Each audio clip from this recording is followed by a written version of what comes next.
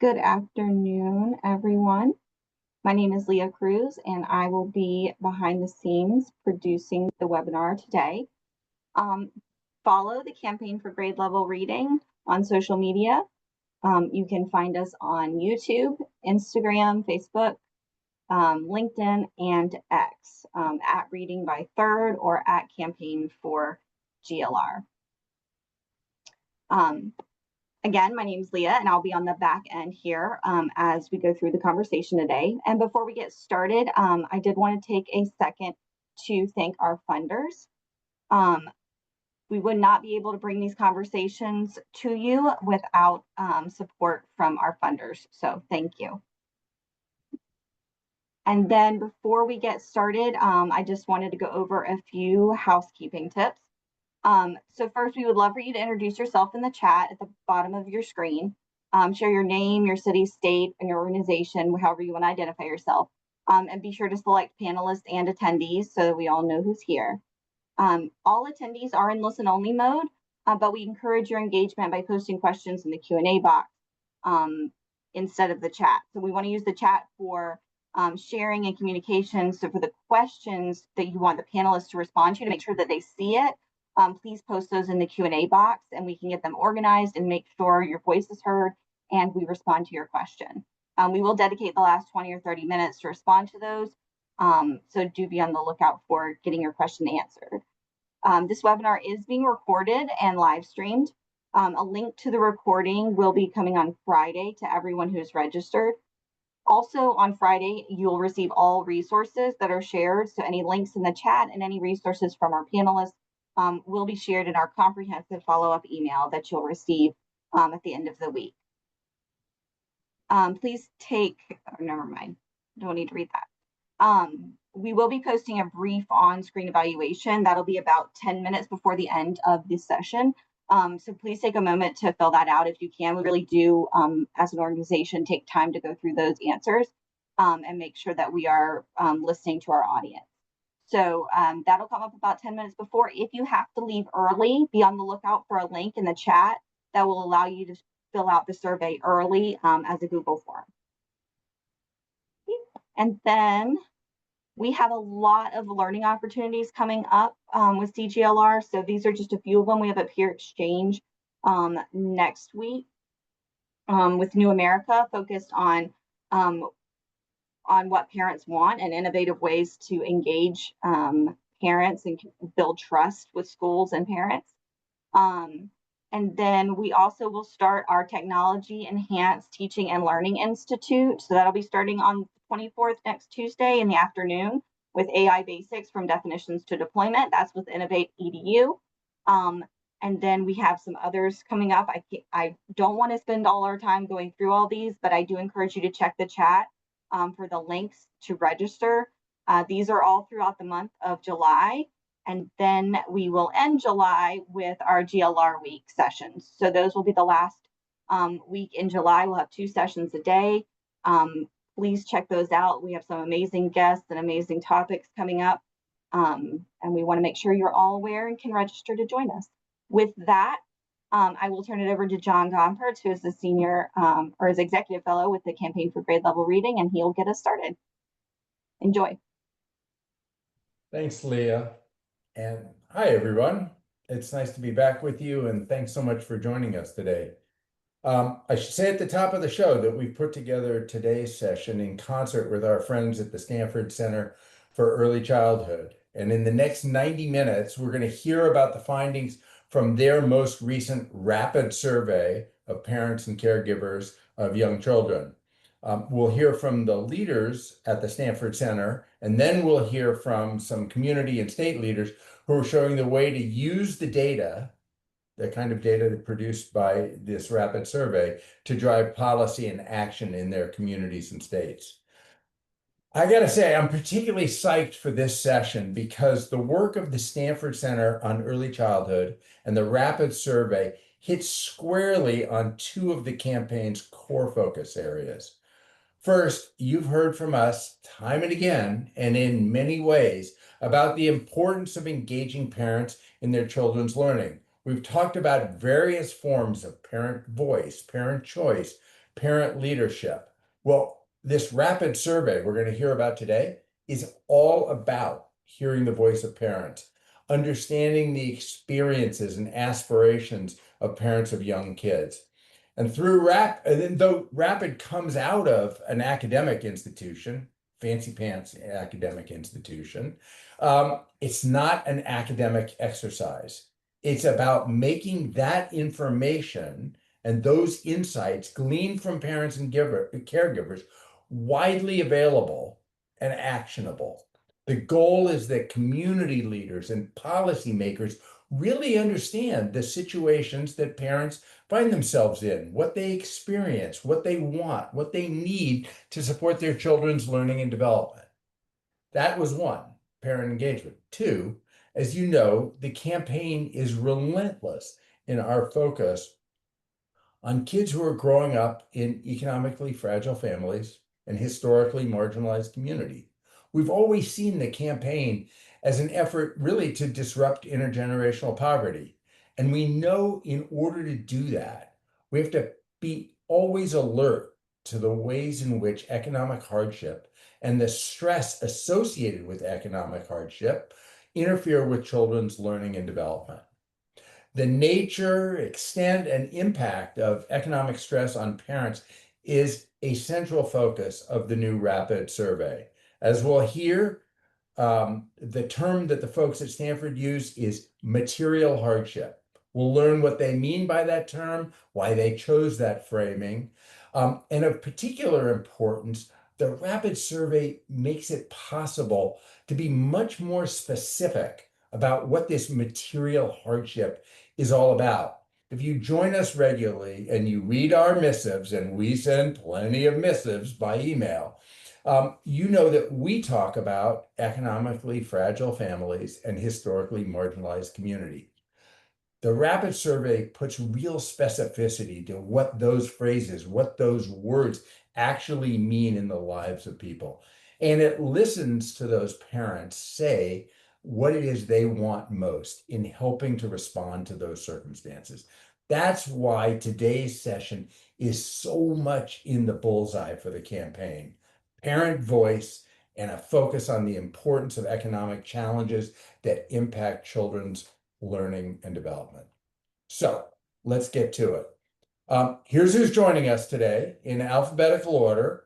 As always, full bios are available in the links in the chat, so I'm not going to read you big, long bios, but Danielle Buckner is the prenatal to kindergarten program manager for the Northside Achievement Zone, which we're going to hear more about. It is a remarkable community collaborative located in North Minneapolis.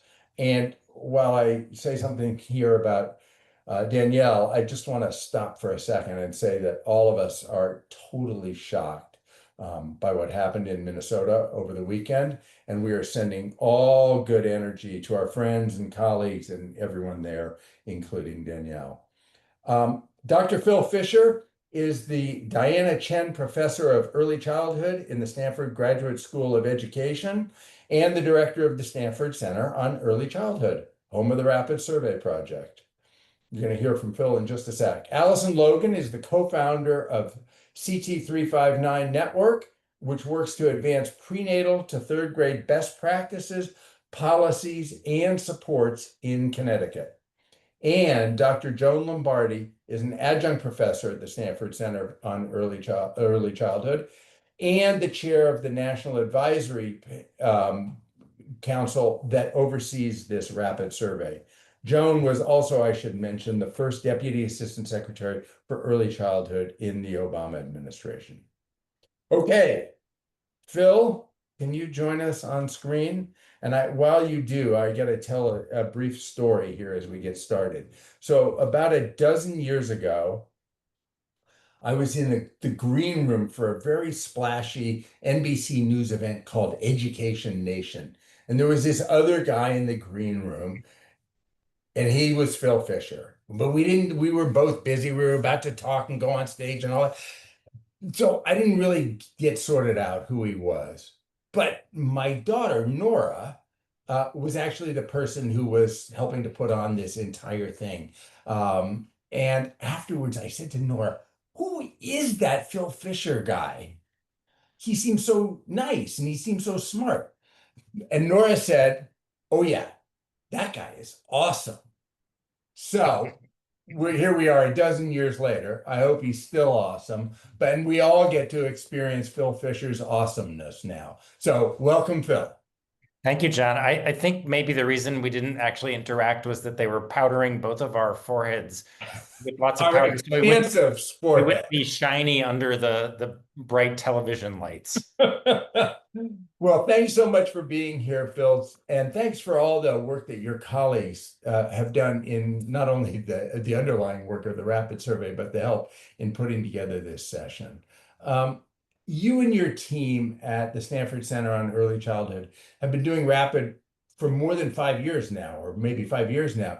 Can you give us a little background? How did this thing get started? What was driving this whole thing?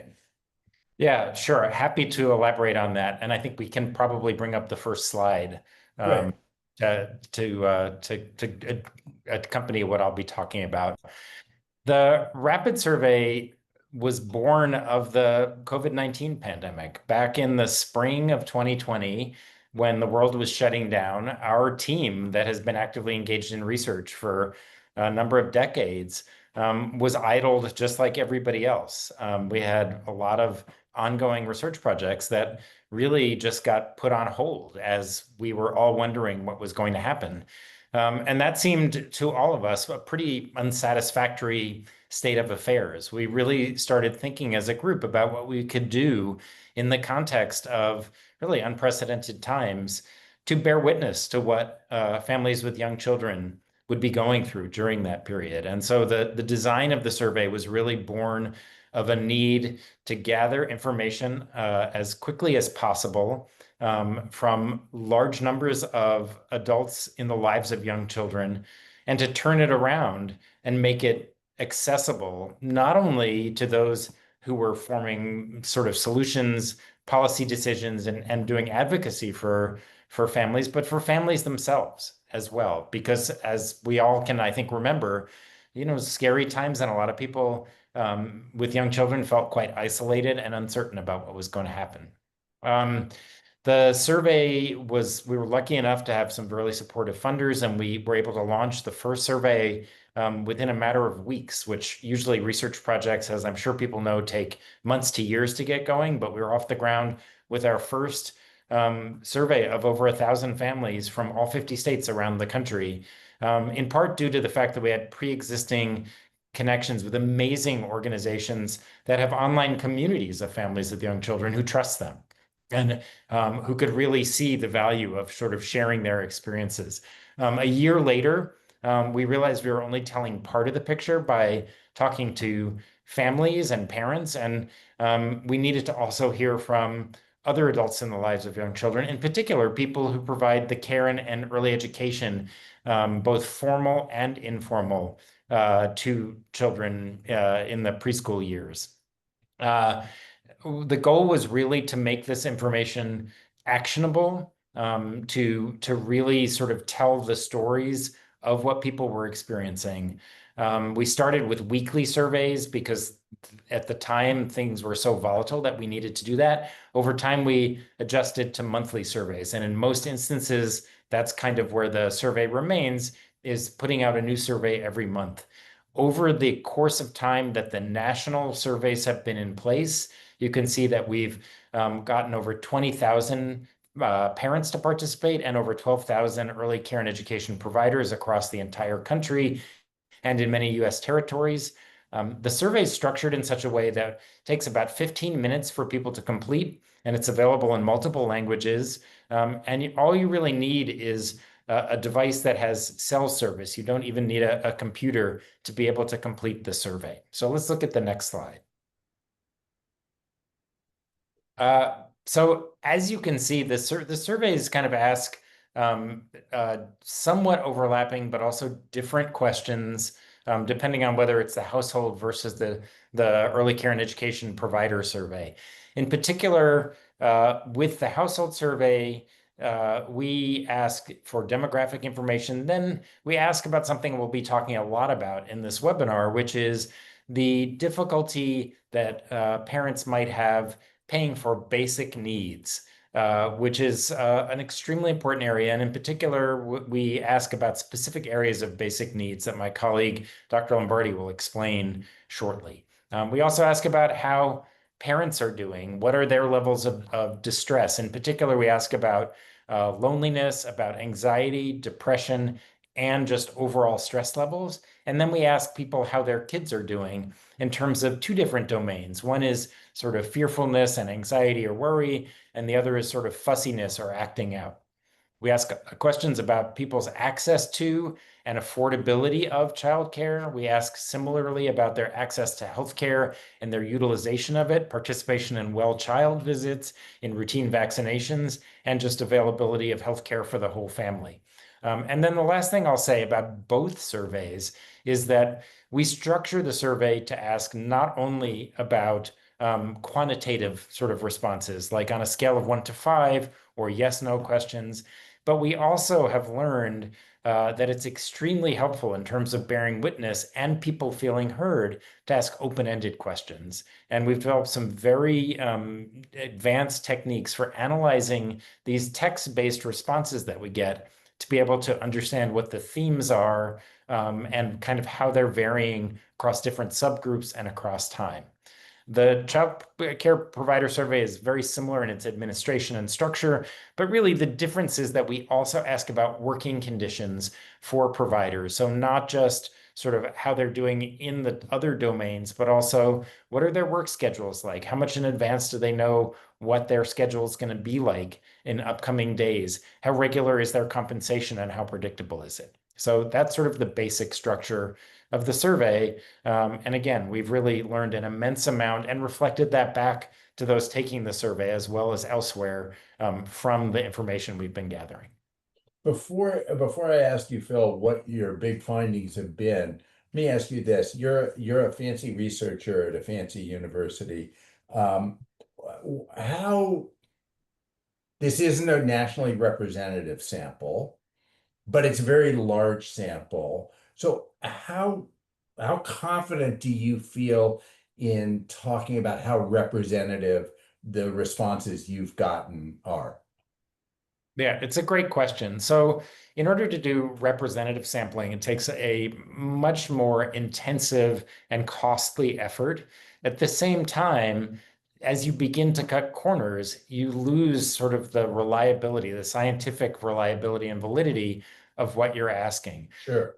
Our survey strategies in terms of recruitment have been to get as close to as possible to what's representative or what the US looks like for the national surveys in terms of things like income level, race and ethnicity, and other kinds of demographic variables. And we get pretty close most of the time. It's just that we can't say in any given survey that we've hit it exactly on the nail on the head. We call this empirical pragmatism, which is to not let the perfect be the enemy of the good. But we're Sure. really also consistently transparent in reporting what the demographics of our surveys look like so that people are not being sort of misled about what the data actually are. Fantastic. So with that strong foundation, tell us a little about what you found over the years, and particularly about material hardship and its connection with child well-being and questions of learning and development. Sure. So I think the biggest takeaway, this is really what has continued to be quite noticeable and really concerning. and perhaps also surprising to some people that see the data. When we look at the extent to which families, and again, representative, so this is not just low income, it's not just high income, but just families that really look like the US in terms of their demographics, how they're doing in terms of their ability to pay for basic needs any given month. We see from, as you can see in this slide, that really the numbers have averaged about 1 in 3 families or higher across time in terms of any given month. About 1 in 3 families can't afford some basic need. That could be food for their family, it could be rent, it could be utilities or childcare or healthcare. But that's a pretty astonishing number in terms of kind of the proportion of households in this country that are really struggling on any given month. And there's one other really noteworthy finding, if you'll just advance the slide 1 click, which is that there's one period of time that's really a departure from these rates of 1 in 3 or even higher families that can't pay for basic needs. And that happened between the winter and kind of the early fall of 2021. So, John, this is a trivia question to you. Do you have any guesses about what might have been happening during that time that led to this dramatic drop in the rates of material hardship? The changes in the child tax credit. Correct. Yes.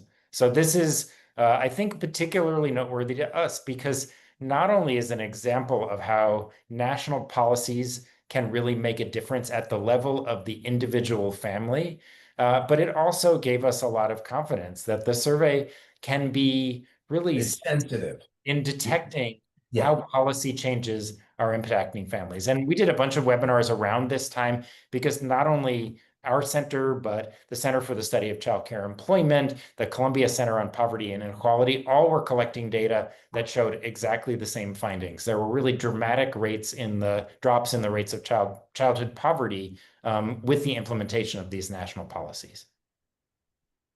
So let's move on to the next slide. I think it's not just the pervasiveness of material hardship that's been a concern for us.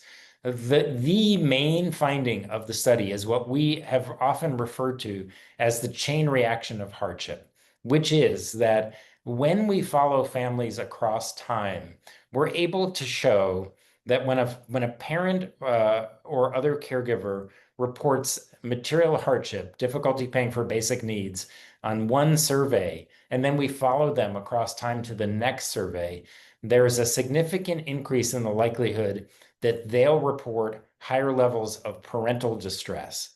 And when we follow those same families further out in time, we've now consistently found that that leads to an increase in the likelihood that they'll report that their child is distressed. And in an additional set of findings in collaboration with Abby Rakes' team at the University of Nebraska, that the chain reaction from economic distress to parental distress also then leads to another domino falling around children's developmental progress, the extent to which they're progressing in terms of social emotional development, early reading and math, and those kinds of things. This chain reaction of hardship is something that we observed early on in the survey. Every time we've reanalyzed the data with more contemporary data, we find the same finding. And so to us, it's an indication that if you're concerned about the well-being and healthy development of children, you should look no further than how parents are doing. And if you want to know how parents are doing, it's strongly tied to the extent to which they have enough to make ends meet. So Wow. I'll pause there, and we have a couple of other findings that I think are really interesting, but perhaps it looked like you were about to make a comment. Well, I was just going to ask you to flip to the other side of the equation and tell us a little bit about what's working for parents who find themselves in these circumstances. Yes. So this is a bit of a thorny issue, not because we don't have an understanding of this, but I think the things that we found make the biggest difference don't let policymakers off the hook around what we should be thinking about around the economic circumstances and hardship levels of families. However, having said that, we have found that one of the things that makes the biggest difference, and we found, for example, in the healthcare sector, that doctors and other people providing pediatric healthcare have been really interested in the fact that when families are able to maintain consistent routines, that actually helps to moderate the effects of hardship on distress, on both parent and child distress. So keeping a regular schedule, even in the face of these challenges. And then the other that I think is quite interesting is parents' self-report of quality time with their children. So we're not defining for parents quality time is when you're sitting and reading a book. It's not screen time or something like that. We're letting parents identify it. But just even that kind of self-report of quality time seems to have the same effect of mitigating the impacts to a certain extent of what we're seeing in terms of this chain reaction. So there are things that parents can do that I think help to offset this. But again, that doesn't mean that if parents just did that the difficulties we're seeing would go away altogether, because many parents are unable to do those things given the stresses of hardship. Yeah, I wanted to ask you, that was great. I want to ask you this question about, the numbers of people who experience various aspects of poverty go up and down, and the people involved, it's not always the same people. And people, as I've learned, often experience short periods of actual, qualifying under the federal definition of poverty. Yet people are thinking about it all the time if there's anywhere close to the edge. We get to this sort of question of precarity and the psychological effect and the effect on others, around the people who are doing the worrying. Tell me a little about what you're finding there. Yeah, absolutely. If you could go back to the prior slide, I think that's helpful. So first of all, John, I think there's a well-known phenomenon called the poverty trap, which suggests that for some people, once you get into a certain level of poverty, it's very difficult to get out because you can't earn enough in the types of jobs that are available in order to raise your poverty, your income out of the level. The benefits go away once you make a certain amount. There are a variety of things that cause people to be kind of stuck in this position. But there is a large sector of the population, including many who take our survey, who are in that much more precarious position where any given month they might fall over the edge. And especially if there's some kind of an event that leads to unexpected expenses or other things, that they're likely to go in there. And one of the reasons that that's important is because we have found that in addition to just the overall levels of hardship, uncertainty or unpredictability in terms of where you're going to be one month to the next, whether you're going to have, let's say you had enough last month, this month you don't, that uncertainty adds an additional amount of prediction to the likelihood that you're going to have more distress yourself and have that passed along to your child. So the uncertainty in and of itself is what people sometimes refer to as a toxic stressor over and above what we see with just the overall levels. And there are, again, many decades of research involving human research, animal research that suggests humans don't do so well in conditions of uncertainty and unpredictability. So I have no idea what you're talking I think we're about. all sensitive to that. I think we've all experienced that in various ways, and the notion of experiencing that all the time, uh, Yes. and Yeah. and having a feeling of powerlessness associated with that, Yes. have just a Absolutely. huge Yeah, impact. yeah. And lastly, just let me say one last thing about that and then about childcare precarity. But Yeah, please. one of the things that one of my colleagues, Monica Elwood Lowe, has found is that economic scarcity doesn't just affect people's emotional well-being. We have many years of people suggesting that lower income parents speak less to their children. And if they just knew that it was important to speak more to their children, that would make up the difference. But Monica's research, and we're finding this in both home and now in childcare settings, finds that as you get closer and closer to the end of the month, when your paycheck is starting to run out, that our recordings of how much verbal interaction is happening, and in particular, how much adults are speaking to children, diminish. So these are social determinants of what is happening in the family environment that are directly related to people's access to economic resources. So pretty interesting stuff. Let me just go to the last slide. Yeah, please. I'll be done with my piece here. So one of my students, Mateus Mazzaferro, looked at the extent to which not only does hardship play a role in distress, but also the uncertainty around childcare. If people don't have regular childcare, if their childcare access is something that's unstable, and so it's coming and going,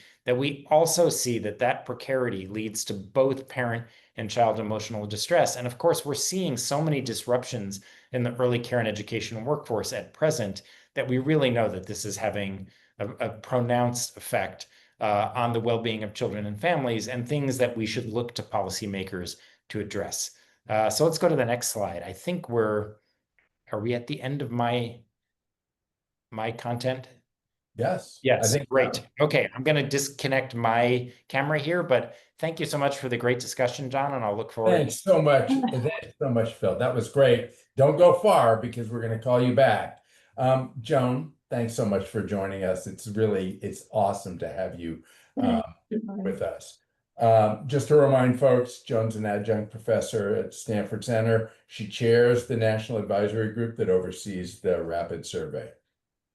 So Phil gave us some pretty powerful statistics on how many people experience material hardship. But I want to ask you, Joan, to dig a little deeper into helping us understand what is material hardship, and then the impact of material hardship and the stress that goes along with that feeling of precarity, especially on kids. Well, thanks, John, and thanks to the entire grade level reading campaign for your commitment to parent voice. You know, we've been talking about bearing witness to what parents are feeling and experiencing during a crisis, and we think many parents are still going through that crisis. And so bearing witness to that and giving it voice, I think, is so important. So, you know, when we talk about material hardship, we're often talking about parents' ability to meet their basic expenses.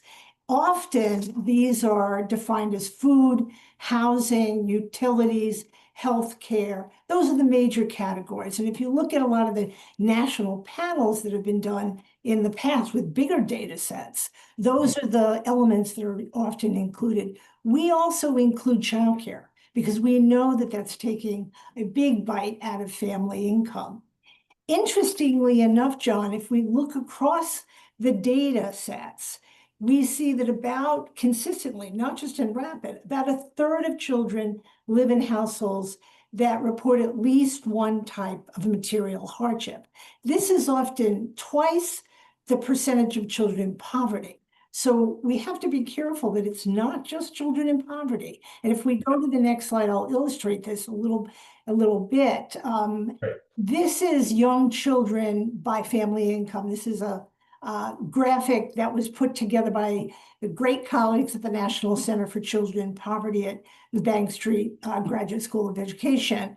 And what it shows is we see for young children about 16% are in that poverty category. But look at how that's expanded when you look at twice the poverty level and you look at the near poor. So about 37% of young children growing up in low-income families.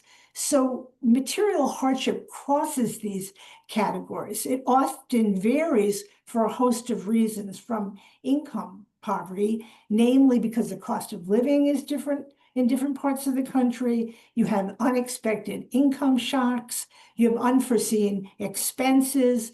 Often you don't have access to assets that many other people have, and differences in family need. So we have to be careful that we don't equate poverty only with material hardship, because material hardship can be found across other income groups, particularly the near poor. I just think that's such an important point, because when all of us use language associated with poverty, I think we conjure in our minds a picture of people who are living in really deep poverty, which is important. I don't mean to diminish that at all, but we actually know in the United States, deep poverty is pretty small. There's a broader category of poverty, but as you're pointing out, people who are near poor can feel all this precariousness that you're talking, all the stress that you're talking about. So really, really important point. Thanks for that, John. Go ahead. Yeah, I mean, it's particularly important for people in poverty because they could often feel more than one element of material hardship. So we have downplayed that, but I think Yeah. it's all those people at the margins that are living Yeah. paycheck to paycheck, as Phil noted. Absolutely. Absolutely. And so when we look at what parents tell us, if we go to the next slide, we can see some of the quotes as Phil mentioned. Well, before I do that, let me just mention the questions that are leading to the quotes. We ask 5 questions about material hardship. The first 2 really are an overall sense of how families are feeling. We ask, which of the following best describes what's happened to your family in the past month, your family's income? How is your family feeling at this time financially? And then we go into the material hardship questions. How hard has it been for you to pay for basic expenses? Which of those needs has been hard for you to pay for? Because we really want to get underneath what this means and what they're experiencing. And then in the past month, which of the following utilities have you had difficulty paying? We're particularly interested in that because utility costs come up all the time, very frequently, because they're that immediate need that you have to pay that bill that's on your desk and it stays with you. And utility costs, of course, have been going up. So Did you all see, we don't have Phil's slide up there now, but I think we could see the impact of inflation, what we think of as a macroeconomic trend, that really drove up the number of people who were in this category of experiencing some kind of material hardship. yeah, well, I think rising costs. I also think utility costs. I mean, we heard a lot. We asked a series of questions during the heat of the summer. Yeah. And both from the child care providers and from the parents, we were hearing increasing utility costs because of air conditioning running and a range of other issues. And so clearly that's having an impact. If you look at these quotes, I think the quotes really tell it all. Parents are often talking about 2 different issues, utilities and rent. I asked for quotes about housing because I think we're particularly concerned. We ask about, housing costs, mortgage, rent, but there's other housing hardships that have an impact, we know, from increasing evidence on the academic success of children.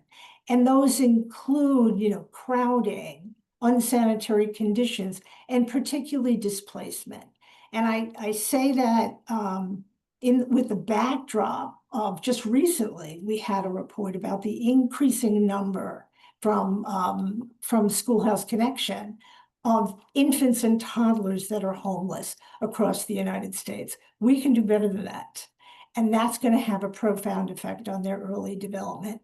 So I think these quotes are a good example of the kinds of things families are saying. If we go to the next slide, I want to just reemphasize what Phil mentioned about the work that we did teaming up with Dr. Abby Riggs at the University of Nebraska.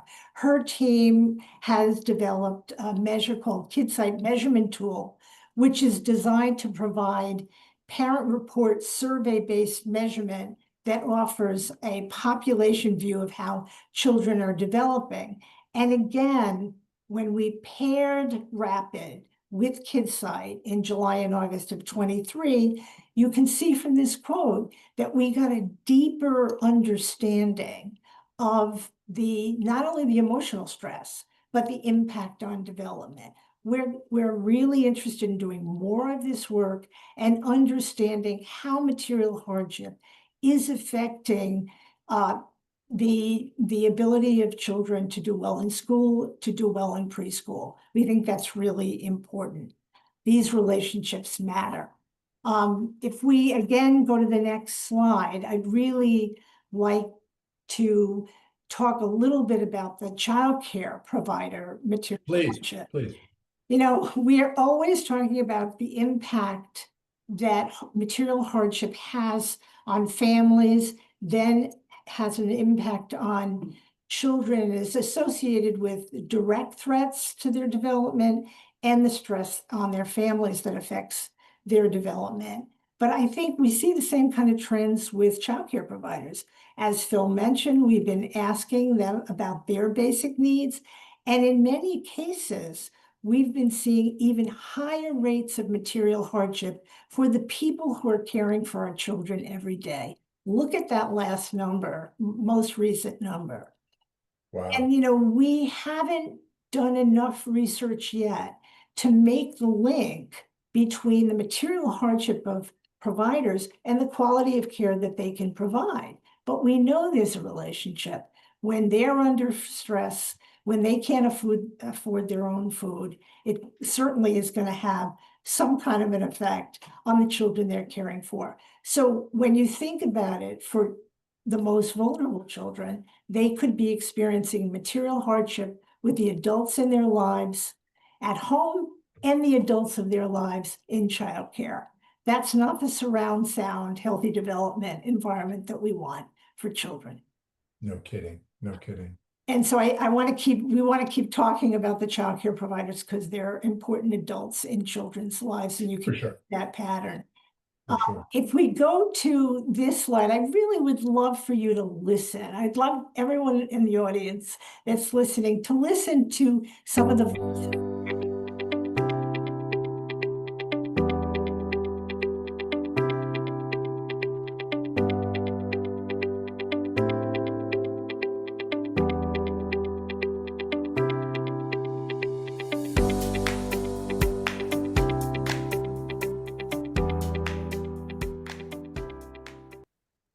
I make a decent living, but the cost of living is just so high that between my mortgage and paying for full-time childcare and just life, my finances are thin every month, and I've gone all the way through my savings, paying my mortgage, and I just worry about the month when I fall short. I'm worried that my daughter isn't going to grow up in a healthy world. I'm trying to put that worry into action, and that's helping a little, but I'm just worried and I'm sad and I'm angry. What's currently helping the local food banks that are that don't restrict you based on income, and just being able to connect with friends. I guess the thing that's really helping us the most with this right now is that my job is remote. I work from home, so I'm able to do both. I'm able to be the parent full-time and work full-time as well. But it's really taxing on me and our family in general. And when we do have daycare, it takes literally my whole paycheck. So it becomes kind of this problem of, why do we even have daycare?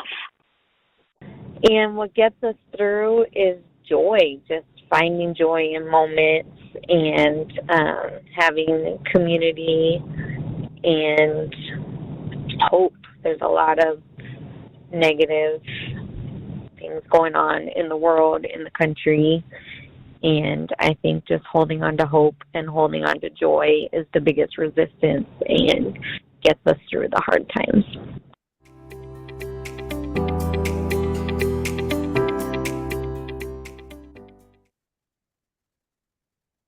There's really nothing like listening to the voices of parents and hearing them contextualize what their lives are like. And so I'm urging everyone, wherever you are, whether you're doing a survey or not, to listen to caregivers in their own words. I want to go to the next slide and just talk a little bit on the joy side, on the hopeful side, that, you know, what parents are telling us are what's helping them during the pandemic again, were those income supports, those housing supports, those healthcare extra supports that they got. Many of those, most of those, have now been discontinued.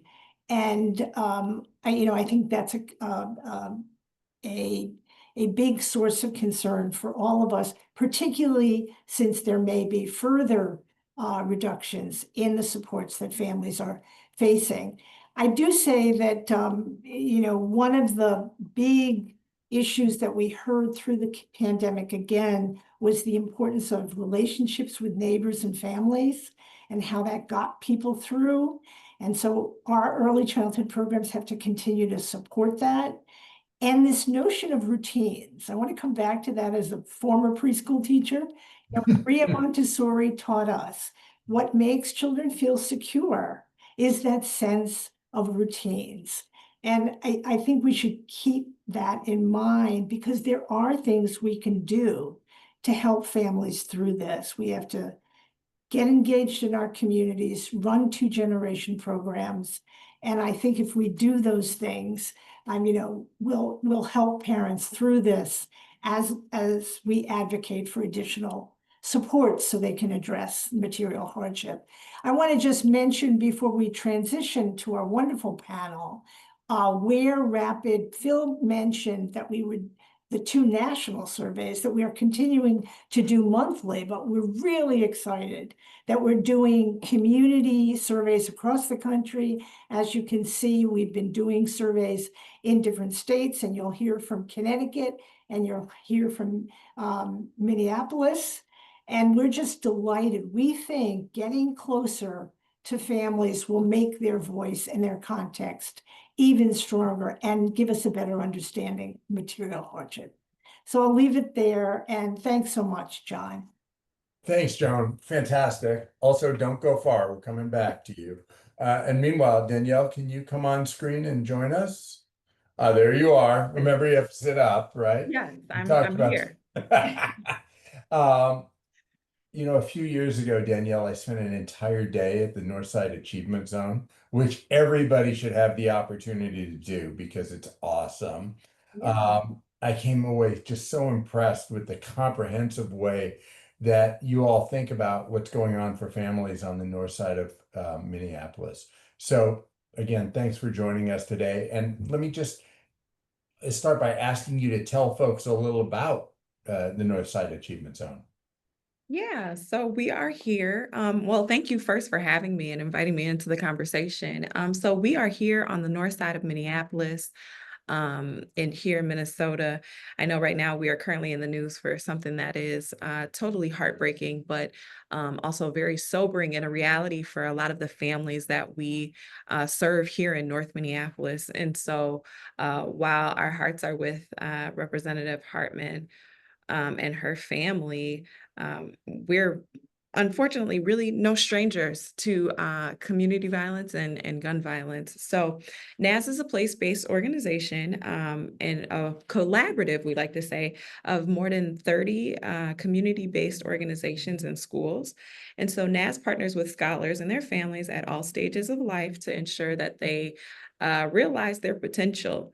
We are like, if we could liken ourselves or maybe jog your mind about who else is kind of doing work like this, we're a member of other community place-based organization partnerships like the Harlem Children's Zone, Blue Meridian Partners, Balmer Group, the William Julius Wilson Institute, and the Strive Together networks. So that's kind of, if you're familiar with the work that they do as far as supporting families in the 2-generational model and kind of, we say prenatal to career, that is the support, and that's what NAS does for families here in North Minneapolis. Fantastic. Yeah. And I'm telling you, everybody should go visit for a day. Yes. It's amazing. Yeah. And I'd say don't go in the dead of winter, but that's a different story. Just bring a coat, bring a good coat. That's all. Yeah, or 2. So tell us a little about how Northside Achievement Zone got started with Rapid, and then go ahead and segue into what you've learned from the data.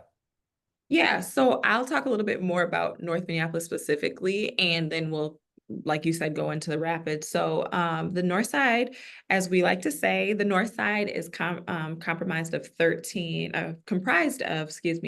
neighborhoods, and is home to more than like 66,000 residents with North Minneapolis having the largest Black population. And so we have made it our mission, literally in our mission, to say that we want to end multi-generational poverty in North Minneapolis by building a culture of achievement where all low-income children of color have the support they need to graduate high school and succeed in college and career and life. And so this slide basically kind of paints a picture of who we are. And I would love to not focus on the 65% below the federal poverty line, because I feel like that paints a ho-hum picture. While we still acknowledge our realities, that is not who we are. And I say us because I am a resident of Northside Minneapolis. I have never lived anywhere else. And so when I say we're serving our scholars, I mean literally my own children, my family, and families that look like mine. And so we got into Rapid because the state of Minnesota doesn't necessarily have a lot of data around that age group of 3 to 6. And so we are driven by data here at NAS. We believe in the numbers don't lie, and asking our families, what are the things that you're needing in order for us to support you? We hear the saying often, nothing about us without us. And we really hold that close when we are supporting our families and offering, a lot of our work is steeped in our families and scholars better off by XXX, whatever it is that we do. Not XXX, sorry, but ... whatever we do. And so we really look to our families to be the leaders of that, and how we shape and how we support them to be their full potential. Gotcha. So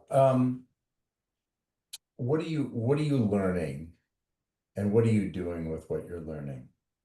So we have just recently wrapped up our first survey with Rapid, and a lot of different things have come out of that survey. And I laugh because the data was very representative of our families in the way that if we were to sit down and talk to them, I could see almost who answered what, and not in a way that is, cheeky, but in a way that is like, our families hold fast to relationships. We really believe that relationships are the work, and that there is a real gift in proximity. And so being able to say, what do you need? Who is Stanford? You're offering this thing. We don't know who that is. We know who NAS is. We know who their family achievement coach. And so that's somebody who works with them and helps them meet goals and do different referrals to our different partners. But they're like, we don't know who Stanford is. And that was a little bit reflective. I won't say a little bit. That was reflective in our data, where they were like, I'll answer some of these questions, but I'm not too sure. And so that for me, our team looked at that as, okay, we have to do a better job of talking more so to our families and prepping them better, as far as we want to serve you best. And we're partnering with this survey project to do so, and build that trust, but also allow them to kind of put the guard down and really feel that it's NAS that is working hand in hand with them to make sure that those needs are being met. Gotcha. And then tell me a little bit about one last question. What you've done with this data? You've collected it, or what's your plan to turn this into, as Phil said at the top of the show, this is not just about hearing, but it's about actionable stuff. How are you going to try to turn that into action in Minneapolis? So we're always looking at how do we make system change, and we really want to use parent voice and leadership as the levers to do so. And so one thing that we're really looking at is how are we going to tell this information, share this information back with the community. Oftentimes, historically, North Minneapolis has been used as a testing ground for a lot of things, literally and figuratively. I bet. Families are used as testing grounds, and then we don't see the outcome, or we don't see any change. We don't know anything of what's happening. And so NAS not only has put our name on the line, right? Our relationship with our community, to say we owe it back to you to tell you what it is that we found and how can we move forward, with you leading the cause and you leading your voice being the lever to make this change happen.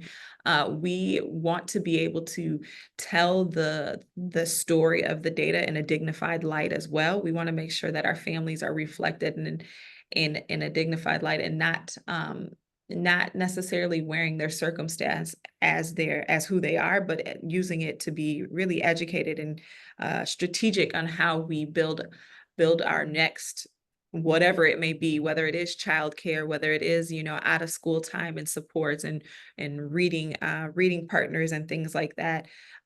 Legislature is always changing. And so we're talking with parents about advocacy at the legislative level, and career and things like that, housing. All of the material hardships that Joan talked about are things that we have our hand in with partners, and trying to make sure that our family's voice is showing up there as well. Fantastic. Thank you so much, Danielle. We'll come back to you in a few minutes, but now let's travel a little bit east and go to Connecticut. Hi, John. Hi, Allison. Thanks for joining, and thanks for your patience. Somebody always has to be last, and today it was you, so I apologize, but you understand. No worries. Glad to be here. We're delighted to have you. Can you start us off by telling us a little bit about what is CT 359? And then also, I think it would be useful if you told us a little bit about Connecticut. I don't know what picture people have in their mind of Connecticut. I'm not even sure what picture I have. I know about wealthy suburbs, I know about Hartford, but read us into a little bit about, give us a little description of the state so that we can understand the context here. Sure. Thank you so much. So a little bit about CT 359. We're a network organization. We have over 90 members. We started about a year ago, and it is the focus is on target and thriving at the ages of 3, 5, and 9, which we all know are benchmarks for children. And the history of this is in 2016, Danielle had mentioned that NAS is a part of like a cradle to career kind of network. And as we were a Strive Together network, it was called in Bridgeport, Connecticut. And so we were a collective impact, and we launched something called the Bridgeport Baby Bundle, which was actually a grade level reading campaign bright spot in 2000. Of course it was. Of course it was. So it was a bundled framework, which consisted of universal and targeted supports for prenatal to 3. And it was built on centering parent and family voices to co-design solutions. So we worked with community members. They were on all of our decision-making tables. We paid them as consultants to be decision makers in this process. We listened to families about what their worries were, what they wanted to see, and we created this bundle of supports for families starting prenatally. We increased doulas across the city. We launched the first Connecticut Universal Home Visiting Program with nurses and community health workers. We provided early access to literacy supports, increased developmental screening, and a universal awareness campaign, and coordinated referral systems for families to access the supports they need. So that bundle was funded by Pritzker Children's Initiative back in 2020. And the next iteration of their funding, they said, what do you think it would take to create a statewide bundle for prenatal to 3? And so that's how CT 359 was created. And we know we can't stop at the ages of 3, so we have to go to 5 and 9. So they awarded us a community systems grant to advance the lessons we learned in Bridgeport to create on-target development across the state of Connecticut through an equity-informed data to policy early relational health action agenda. So that's what we're focusing on now. All right, so you say across all of Connecticut. Yes. And Bridgeport is one little picture of Connecticut. Tell us a little bit, give us a little bit of context about what that means, what Connecticut's comprised of, and then we'll go into how you got into the business of partnering with Rapid. Great. So John, what you said in the beginning is people have a picture of Connecticut. So if we go to the next slide. Some of the myths of Connecticut is there's a stereotype that where pops up frequently is that Connecticut's one big suburb. But actually, Connecticut does have extreme wealth. If you see, this is from the neighborhood atlas, and it shows the area deprivation index. If you see down toward the corridor toward New York, you see the blue. That's our very wealthy, the wealthiest in the country. We have an estimated 130,000 millionaire households. And 16 billionaires of this year, but it's also home to approximately 360,000 people in poverty, including 79,170 children. So we have extreme pockets of poverty, and you see where the circle is. That's where Bridgeport is. And so you'll see Bridgeport, New Haven, Hartford, but then we have a very rural part of the state. So the right-hand side of the state, where you see the orange and the yellow on the right-hand side, we have a lot of rural parts of the state. And the thing about Connecticut that most people don't know is that we are 169 separate cities and towns with separate government. We do not have any regional government. So when you're trying to make change across the state of Connecticut, you're working with all of the separate cities and towns. So it's very hard to make change in this state just because of the no regional government. And so, when you're working with a city or town, there's 167 other cities and towns that you need to work with too, to really make change. So I think those are some of the myths and, the realities of Connecticut. That is super helpful. So, okay, you were doing parent voice stuff some years ago, but then Rapid happened and you signed up. So tell us a little about why and what's unfolded. So we met the team at Rapid and Phil and everything while I was in Bridgeport, and we were actually going to do the survey locally in Bridgeport. And then we just didn't have the capacity to do it at that time, but I kept them in my back pocket. And when we started to move this into Connecticut, I said, wouldn't it be great if we could do a Connecticut Rapid structure? So we are doing a statewide survey with families that reach under the age of 6. We have, what makes us unique is we have 17 community-based implementation partners, and Bridgeport, where I worked, was one of them. So we have collective partners across that reach all of the major cities, all of the rural areas of the state. So we are really touching all of the areas of the state. We interviewed community partners and said, how could you get the survey out there? What capacity do you have to do that? And so we have broad geographic representation. Community implementation partners receive grants for their work to recruit communities. So this is not an add-on for them. They are actually receiving grants to be able to go out and do this work and do it well, and getting responses that represent their community. We have an advisory committee. The Connecticut Project is the funder and project owner. They are an advocacy organization, a funder and an advocacy organization. We work with the Connecticut Data Collaborative, which is huge because we leverage the data for secondary and customized analysis. They get all of the raw data. So the data goes up to look at state level impact, and it actually goes back down to the community so they can use it for their local planning. We work with the Connecticut Children Network for Children and Youth, as they are the intermediary for local early childhood collaboratives, and then CT359. We source to the Rapid Connection, and then we offer partnership on survey content. And so that's the project team. And we have chosen a different thematic focus for every survey. And we draft mostly original content. So we do a lot of drafting of our content. We use the base materials from Rapid, but we also work with the communities to help draft the content. And so some of the survey content was on childcare and access and affordability, material hardship, access to developmental screenings, early literacy, and affordable housing and healthcare, which is in process right now. So we decide based on what the community is asking for is how we decide on what the survey's topics are. And tell us a little about what your findings have been. Sure. If we go to the next slide. And where, and also, as I asked Danielle, and what are you doing with them? Sure. So here's some of the data findings. So a lot of this is from the child care survey. That was our first one out. Some of this data is preliminary data because we haven't even put it out into the community yet because we're still collecting data. But childcare was a big issue here. So 25% report that their current childcare arrangement is unaffordable, and 63% report spending more than 7%, which is the established benchmark.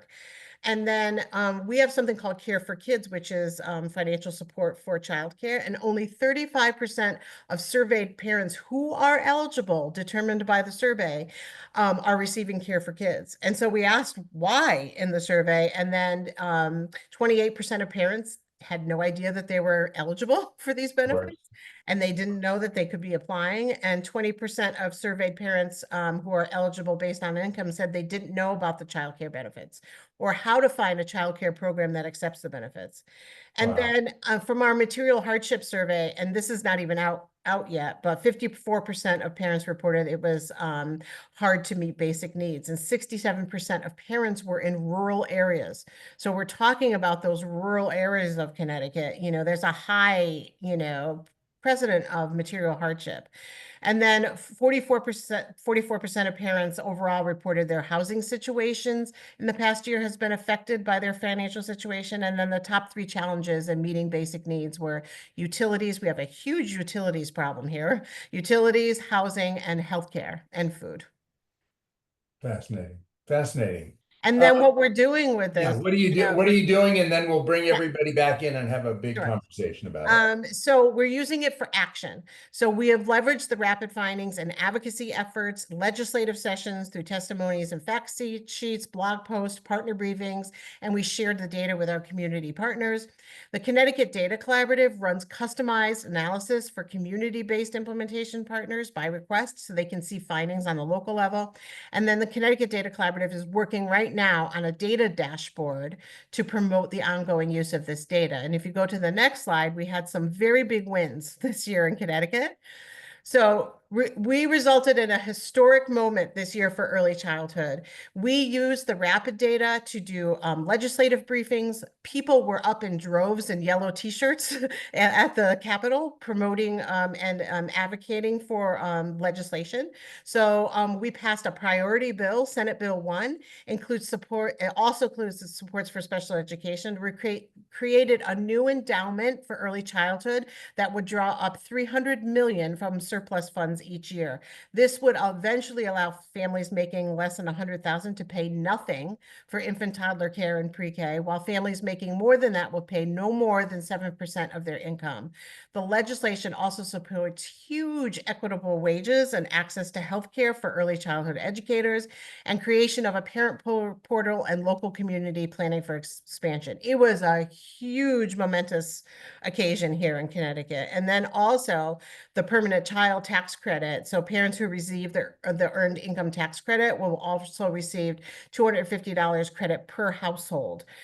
We were hoping $600 a child, but $250 for right now for working poor families really helps. And you saw what Phil was talking about when that money came in through COVID, the material hardship went down. So we are using all of this data to advocate up at the state level and really starting to see some amazing change. Fantastic. Thanks so much, Allison. That was great.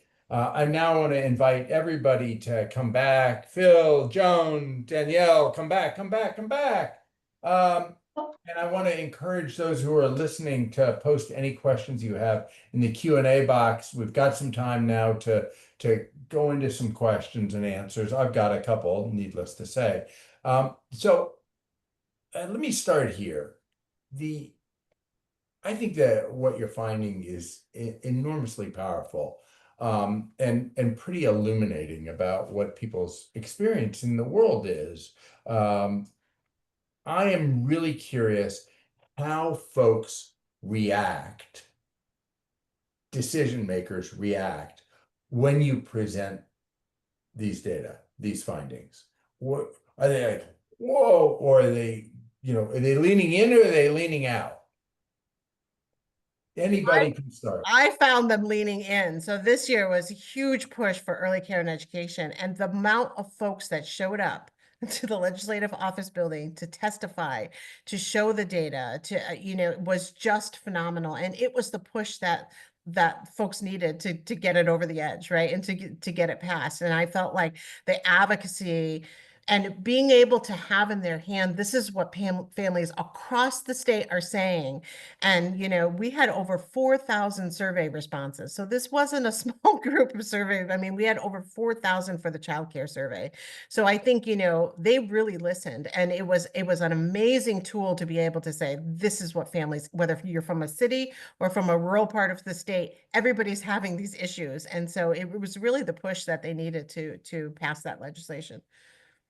Danielle, I'm wondering if you talked a little bit about the power of having this stuff reflected back to the people in the community and seeing themselves in it. But I'm curious also whether you brought it to other decision makers, whether those are policy people or program people or money people. How are people reacting? Yeah, so we have yet to kind of share our rapid findings just yet. We're still in our stages of analyzing the data that we've gotten, and we'll actually have a meeting next Friday about, you know, kind of where we'll go as far as we map that out. But I know just from family surveys that we've done in the past, really just even this one, hearing it come from somebody that cares and is close to you and wanting to, you know, solve the problem, for lack of better terms, Yeah. feels different than just hearing, here's where you are, here's where the rest of the world is comparing, now what? You know, I think when you have organizations like Connecticut and NAS, and even just Stanford leading this, having someone that sees you and wants to be solution driven versus this is the facts and that's all that's what it is, it feels different. And so we really lean in, like I said, here at NAS, to our family achievement coaches that have walked very close with our families and make sure, you know, they have those transparent and honest conversations, but then they also turn it around and say, now how can we empower you and your scholar to take back some of this power and change this? And I think families really digest the information well, and they're even more energized to do something about it. And whether that's advocacy at, like we were saying, at the state level, or just within their schools and our community at large. Yeah. Joan, you've sat, I see you nodding up and down, so I want to hear from you. And I know you've sat in policymaker seats, so I'm You curious. know, it's just so great to hear these nice and smart women talk about how they're using data, and they're really trusted messengers to the families. They're trusted by the families. So, you know, for us, I think what's exciting is it's not extractive. Even at the national level, we're trying to put the data out all the time and get it in the hands of people. First of all, of the parents that are giving us the data. We provide them the data back and some resources to address some of the issues they raised. But I think that it's really exciting to hear this more local perspective, because I think that's where the change can happen. The thought of all of those advocates with yellow t-shirts on, really, Phil and I were laughing on the side. That was a wonderful thought, Allison, and we're just happy that the data is being used, because for too long, data sat on the shelf in academic halls, and that's not what we want.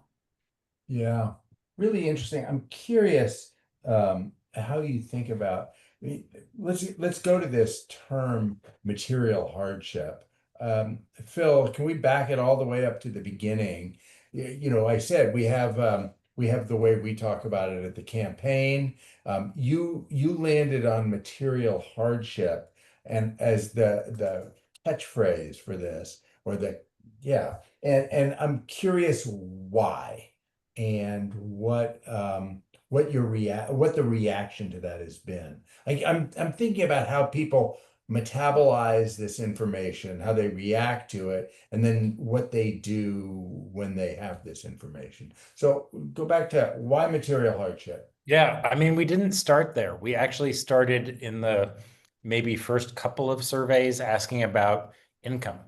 How much money are people bringing in? And again, this is part of our kind of ongoing effort to continue to listen to families and also to other experts in the field. And we quickly were sensitized to the fact that how much money is coming in may have nothing to do, or very limited amounts to do, with whether you're able to afford kind of your life. And so it was suggested to us that we use this concept of your ability to pay for basic needs as opposed to how much income is actually coming in part because there's so much variation in the cost of living in different parts of this country. I think the power in it is that I think we can all relate to, even if we haven't experienced it ourselves, what it might mean if you're not able to pay your utility bills in a given month, if you're skipping meals in order to feed your children. And so rather than just a dollar amount, we really think that this is important. And I will say, because this has come up several times in the conversation that we've been having, that one of our main findings around hardship is that the first thing that people stop paying is their utility bills. So when we look at what's been the highest area of hardship, it's utility bills. That's because that's the thing in a pinch. If you have to give up something, you're not going to give up food. If you can still pay for that, you're not going to not pay the rent. So utility bills are the things that people typically turn to as things that they're not going to pay for. But again, we see with the federal relief for utilities being cut, that's now going to be another kind of dire situation for families who have homes that are too hot in the summer and too cold in the winter. Yeah, Allison, I'm curious. Thank you, Phil. I'm curious how you presented. There were a couple of questions about this. How you presented this information in a way that decision makers, legislators thought of it as a rich source of insight rather than some sort of an attack or questioning whether they care about kids and families. This is part of the question. I mean, we've got great information now, but how do we say this in a way that people can really accept the input, the energy, and the positive energy that goes along with, here, we're telling you what our lives are like. We're telling I you what's I helpful and not helpful. I think it starts with how the survey actually got disseminated, because it started from these local community collaboratives. Some of them were Strive communities, some of them were early childhood collaborative communities, and they have the trust with the community, and they were actually able to get the surveys out in really broad range because of that built trust between the people that are on the ground and the community members. But those community members are the ones that were going up to the state, right, and actually spreading their voice. And so it was almost like the communities coming up to their legislators from their community saying, this is what's happening in our community. And because we were so broad in the state, it reached so many legislators, because the rural towns were talking to their legislators, the cities were talking to their legislators, and it ended up becoming this huge conversation about early childhood. The first one I have ever seen in the state of Connecticut ever that was like really focused on early childhood. And it helped that 2 years ago in the last session, there was a big report that was commissioned called the Blue Ribbon Panel Report that really looked at early care and education in the state. So we had a solution, and then we had the advocacy to actually move that solution. And there was, I can't even tell you the number of advocates that showed up at the state, and it wasn't seen as a threat. It was seen at, this is what Connecticut needs to support early childhood. And it was a really big, how do we support children and families? And it was a joyous time. Nobody fought against that legislation, which was, it was Remarkable. remarkable. That's remarkable. If you're following the Q&A, the people have they're very energized by what you've accomplished. There's a lot of people in this webinar who they're basically saying, how do we do what you did in Connecticut in collecting this information and then turning it into action? I think that's just so powerful. I'm curious if, especially Phil and Joan, but also Allison and Danielle, there's the tension between money and programs is always a thing. And there are lots of smart people who want to come up with what they think are really smart programs, but sometimes it seems people respond better to cash. And we have these experiments going on around universal basic income and other kinds of cash supports. The success of the child tax credit was really notable. So I'm thinking about how, and you talk about material hardship, which you define as I don't have enough money to pay for the stuff I need to live my life. Or I'm worried about whether I'll have enough money. So I'm wondering what you think about this sort of balance between, oh, we've got a program that'll help you or help your kids in all these and those ways, or, here comes $500 a month to help you with your life. Yeah, well, I'll let Phil add here, but it's not one thing. I think that what we've learned over the years, and what I've certainly learned after 55 years, is that no one thing is an inoculation. It takes income supports, it takes better jobs where you could make a better wage. It takes good early childhood programs, good health care across the continuum. So all of it contributes because they all address elements of material hardship. Yeah, Phil? Yeah, Thoughts? the challenge I think is that we typically think in binary terms and the pendulum swings back and forth. So let's invest in programs. Programs will, lead us to the promised land. Actually, it's basic income. Basic income is all people need. I think what the research is starting to show is exactly what Joan said. First of all, basic income should be a human right. I think most people would agree with that. And the idea that we've spent decades investing in social programs and expecting them to work wonders in the absence of thinking about poverty and thinking about hardship seems like a sort of a flawed way of thinking. At the same time, the idea that $300 a month or $500 a month are going to undo decades, centuries of racism and discrimination and inequality is also a fairly preposterous assumption. So I think where a lot of people are starting to think is that basic income is a necessity and it's probably not sufficient. In particular, it's not going to be sufficient as a magic bullet to address the multitude of issues that families raising young children face. We really need to be more precise, layering on top of this basic human right, who needs what and how to really support. And again, listen to the voices of what families and early childhood educators are telling us they need, rather than prescribing a program that tells them to talk more to the children in their care. So I think the answers are there. And I think we can pair that with actually a lot of evaluation methods that will help us really understand and deliver bigger impacts. But the field needs to really be experiencing some challenges in order for there to be motivation to move away from what we've historically done. Yeah, Danielle, I see your head nodding up and down. So tell me what's going on in there.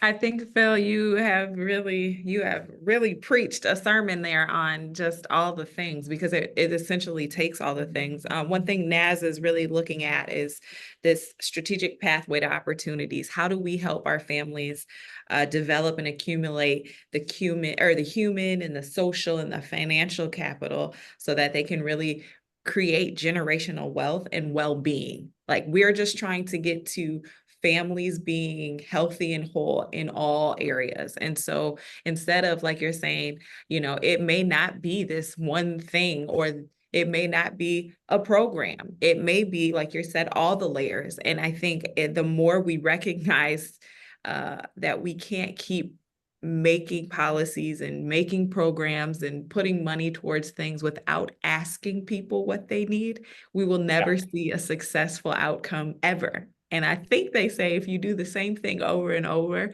and you think you're going to get a different outcome, I think they say that's insanity, but don't quote me on that. And so I'm just believing that we, like you with Rapid, that we can really get to an actionable and an equitable solution for our families to really thrive in all areas. And so, yeah, I agree. Can I just make one quick additional research kind of finding note? So one of the issues with a lot of the programmatic approaches is a difficulty with engagement and a difficulty with program completion. There's a basic income study that was done in Finland that showed that that basic income actually has it's sort of an unexpected effect of increasing people's trust in services and in programs. So I think there's a kind of an indirect path to address some of these issues. And we found a very similar finding in an income stabilization project that we're doing in collaboration with home-based childcare providers, that basic income stabilization increased their trust and the likelihood that they would seek the supports, including subsidy applications for the care that they're providing. So I think there's a bigger message there about what really this basic income can do in its collateral effects. That's so interesting. As Phil, I want to ask you one last question. Joan, also, you feel free to weigh in. I mean, obviously, what you're doing is pure genius, and you guys should be at the center of the universe and all that. That said, I am curious how we could create structures that allowed legislators, decision makers, to hear from parents and caregivers and care providers more regularly than relying on, the brilliance of Stanford and its colleagues and the largesse of philanthropy. Well, personally, and Joan will get the last word because she always deserves and gets the She's last. earned it. She's earned it. Absolutely. But I mean, our strategy has been from the get-go to be as decentralized as possible, and to promote really the development of capacity locally, because we believe that that the kind of information, the sort of data as storytelling that Rapid represents, is really a tool, a powerful tool for self-determination. And so our ultimate goal is really to put ourselves out of business, to create the capacity to be able to do this locally in communities through organizations like NAS, statewide through organizations like CT 359, and also to get the buy-in of national elected officials to really see this as a valuable tool. There seems to be a lot of demand for it. And it's not rocket science, but what it does is really to sort of turn the whole enterprise of research into something that's designed by, for, and in service of families and other adults in the lives of children. And I think that's been sort of the secret sauce all along. And it's simply the result of listening and really acting based on listening to what is important to people. Yeah. Joan? Yeah, well, the last word, my friend. I'll give you the last word from Danielle's word cloud. And the big word that I saw there, Danielle, was brilliant. It's the families that are brilliant. It's the communities that are brilliant. We just have to tune into them. And I thank you, Danielle and Allison, for your own brilliance and for giving voice to those families. They're assets we have to rely on.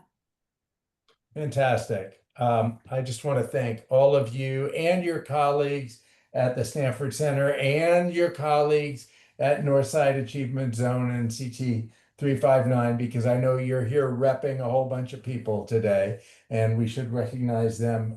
This has been a just wonderful conversation.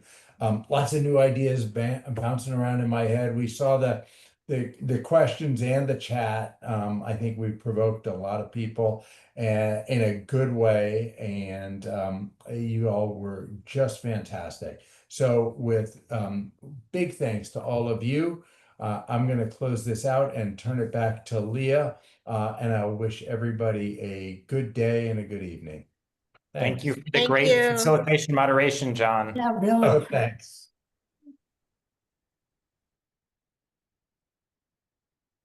And I'll just come on. Hi, everybody. Emily here again. And just want to make sure you got the information about our upcoming sessions. I'm going to post right now in the chat the link so you can register for everything. And you can see we've got some really great upcoming sessions. We have our month-long, a little more than a month, Institute on Technology Enhanced Teaching and Learning, which will be followed right away by GLR Week, which is our annual big event with sessions every single day. So please, I just posted the registration links for both of these. And Sarah also just posted links to register for everything. So we really hope that you'll join us. I also want to say thank you to our awesome speakers. I got so much out of that. I mean, I'm from Connecticut, so I love learning about Connecticut. I was just in Minneapolis, so I love learning about Minneapolis. And then the data and the data collection and the lifting up of parent voices, so extremely impactful and valuable. So thank you all so much for your important work. And thank you to all of our great participants today and the good questions that you've asked. And we hope you'll join us again. Thanks, everybody. Have a good night.